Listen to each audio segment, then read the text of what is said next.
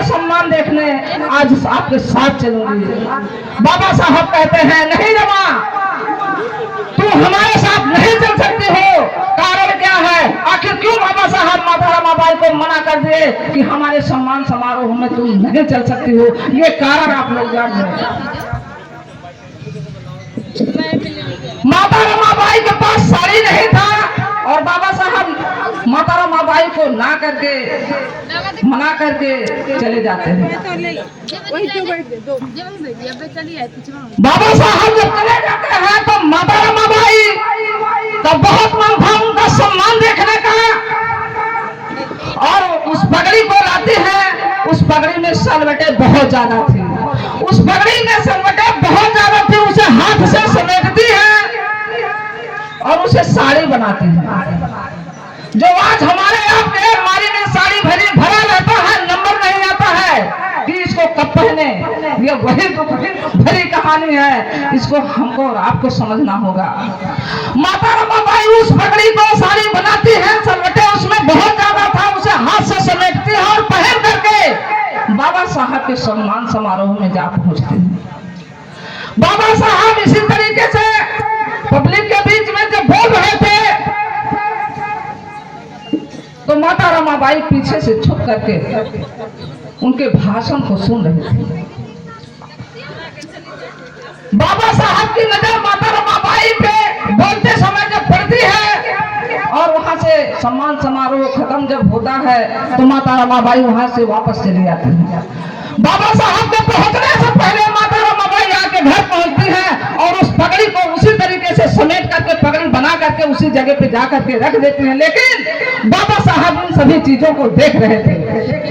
घर पहुंचते हैं बाबा साहब, माता रमाबाई से क्षमा मांगते हैं और कहते हैं कि रामू मुझे माफ कर देना, रामू मुझे माफ कर देना, मैं तेरा गुनहगार हूं। माता रमाबाई नहीं समझ पाती हैं कि साहब ऐसे बातें मुझसे क्यों कर रहे हैं। माता रमाबाई बाबा साहब से बोलती है कि साहब आप ऐसी बातें मुझसे क्यों कर रहे हो? मुझसे आपसे कोई ऐतराज नहीं है, कोई शिकायत नहीं है, मुझे आपसे कोई दिक्कत नहीं है। साहब आप ऐसी बातें मुझसे क्यों कर रहे हो? बाबा साहब माता रमाबाई से कहते हैं कि रामू मैं तेरा गुनहगार हूं और गुनहगार मैं इसलिए हूं कि मैं आज 7 करोड़ छोटे बच्चों का मुक्तिदाता बनने जा रहा हूं। अपने को बाप पिता कहलाता हूं, लेकिन मैं अपने रामू के लिए एक साड़ी का इंतजाम नहीं कर पा रहा हूं, इसलिए रामू मुझे माफ कर देना। तो माता रमाबाई बाबा साहब से कहती हैं कि नहीं साहब, मुझे साड़ी नहीं चाहिए। हम आप अपने पति से झगड़ा कर लेते हैं और कहते हैं कि नहीं हमको नई साड़ी नहीं आप लेंगे तो हम रिश्तेदारी में नहीं जाएंगे। लेकिन माता रमाबाई कहती हैं कि नहीं साहब, मुझे नई साड़ी नहीं चाहिए, मुझे आपसे एक वचन चाहिए। कौन सा वचन? मुझे आपसे एक वचन चाहिए। और बाबा साहब कहते हो कौन सा वचन है? बोलो रामू। माता रमाबाई बोलती है कि साहब आप जो ये 7 करोड़ छोटे बच्चों का मुक्तिदाता बनने जा रहे हैं, जिनको आप इस गुलामी से मुक्त करने जा रहे हैं, मैं इन 7 करोड़ छोटे बच्चों का इस देश का शासक बनते हुए देखना चाहती हूँ। मुझे आपसे एक वचन चाहिए। माता रमाबाई जब बाबा साहब से इस तरीके से बोलती हैं तो बाबा साहब माता रमाबाई के ऊपर गर्व करते हैं और कहते हैं कि धन्य हो रामू, जो आप जैसी जीवन संगनी मुझे मिली, जो कदम कदम पर पग पग पर मेरा साथ देने का काम करती है।